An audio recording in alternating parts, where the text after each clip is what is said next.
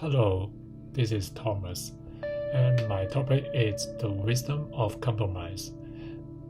Key decision in the drafting of the U.S. Constitution.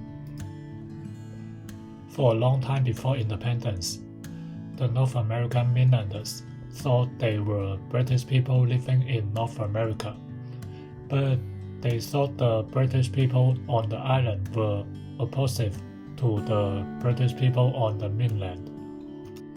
For example, Britain thought it could pass a bill to tax the people in the colony, including the American mainland. So the slogan raised by the Brexit people at the time was "No taxation without representation." They would even violently resist taxes when the conflict between the two sides was aroused.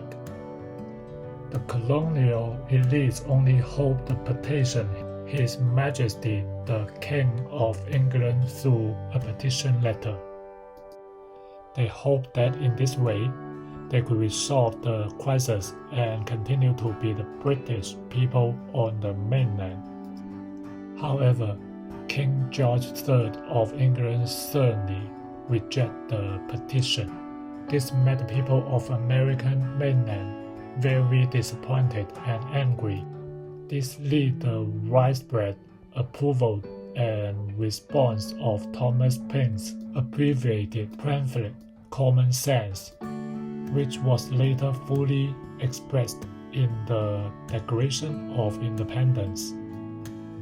Paine's Common Sense emphasized the necessity of breaking away from British rule and directly influenced the content of the later Declaration of Independence, embedding the idea of independence in the people's hearts.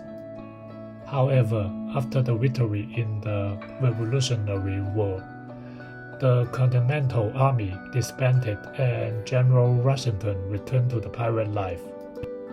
The original 13 colonies were now called 13 states of one nation. But this nation had no constitution, and while it didn't have a president, the central government had no willpower. According to John Hackim's Freedom, A History of U.S., initially, the 13 states had a hard time getting along. They were clearly not united. Each state printed its own money, made its own laws, and even wrote its own constitution. They also taxed each other. New York taxed goods coming from New Jersey, and New Jersey did the same to New York. Instead of calling themselves a nation, people prefer to call their country a union. If the newly formed United States were to survive and develop, it could lead to establish a strong federal government. However, who could these people who had rejected the distant yet powerful British government 3,000 miles away be willing to accept the strong government right at their doorstep?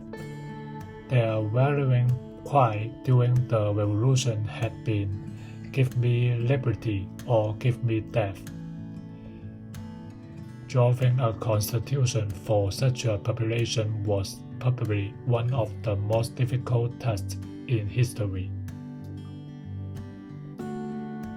Compromise played a crucial role in drafting the U.S. Constitution in 1787.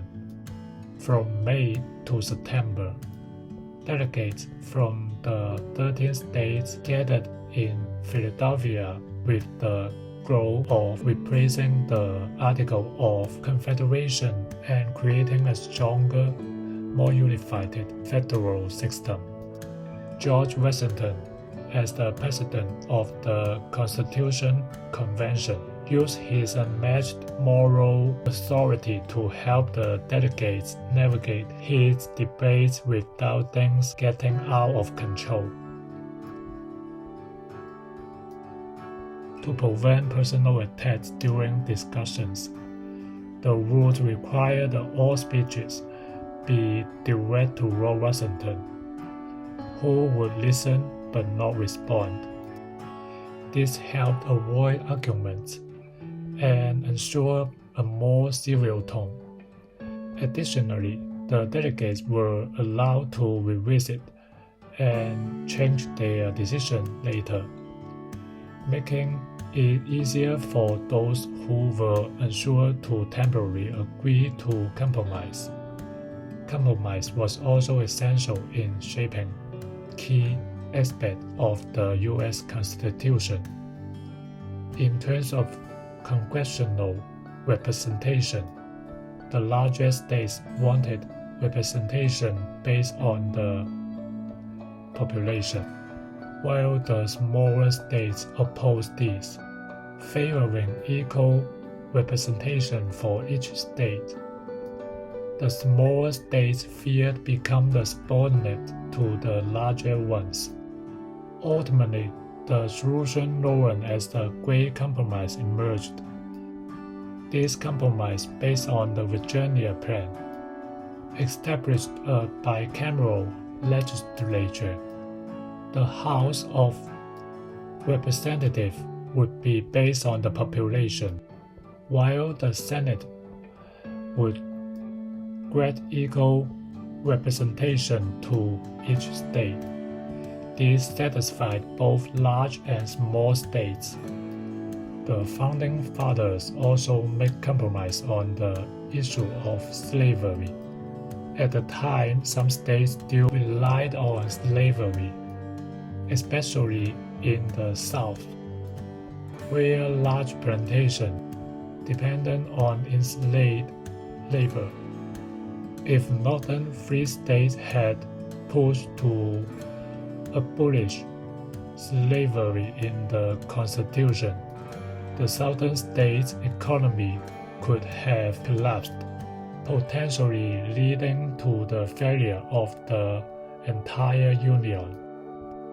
As a result, the Constitution allows slavery to continue. Even though this contradicts the idea of liberty and freedom that many Americans had fought for during the Revolution, the founder knew that some issues would have to be left for future generations to solve.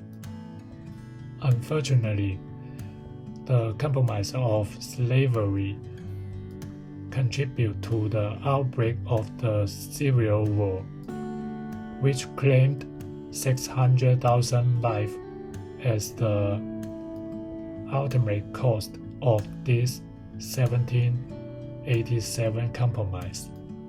In conclusion, compromise was key to creating the U.S. Constitution.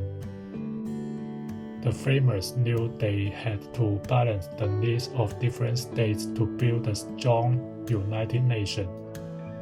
That's my presentation. Thank you very much.